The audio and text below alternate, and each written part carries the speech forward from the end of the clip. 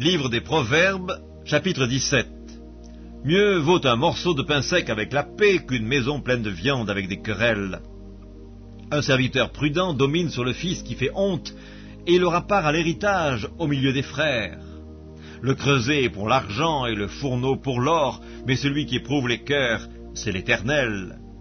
Le méchant est attentif à la lèvre inique, le menteur prête l'oreille à la langue pernicieuse. Celui qui se moque du pauvre outrage celui qui l'a fait. Celui qui se réjouit d'un malheur ne restera pas impuni. Les enfants des enfants sont la couronne des vieillards et les pères sont la gloire de leurs enfants. Les paroles distinguées ne conviennent pas à un insensé, combien moins à un noble les paroles mensongères. Les présents sont une pierre précieuse aux yeux de qui en reçoit. De quelque côté qu'ils se tournent, ils ont du succès. Celui qui couvre une faute cherche l'amour, et celui qui la rappelle dans ses discours divise les amis. Une réprimande fait plus d'impression sur l'homme intelligent que 100 coups sur l'insensé. Le méchant ne cherche que révolte, mais un messager cruel sera envoyé contre lui. Rencontre une ours privée de ses petits plutôt qu'un insensé pendant sa folie. De celui qui rend le mal pour le bien, le mal ne quittera point la maison. Commencer une querelle, c'est ouvrir une digue. Avant que la dispute s'anime, retire-toi. Celui qui absout le coupable et celui qui condamne le juste sont tous deux en abomination à l'Éternel.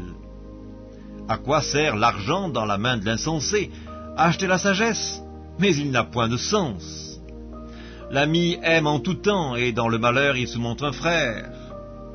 L'homme dépourvu de sens prend des engagements, il cautionne son prochain. Celui qui aime les querelles aime le péché, celui qui élève sa porte cherche la ruine.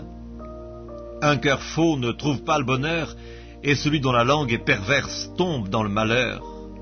Celui qui donne naissance à un insensé aura du chagrin, le père d'un fou ne peut pas se réjouir. Un cœur joyeux est un bon remède, mais un esprit abattu dessèche les eaux. Le méchant accepte en secret des présents pour pervertir les voies de la justice. La sagesse est en face de l'homme intelligent, mais les yeux de l'insensé sont à l'extrémité de la terre.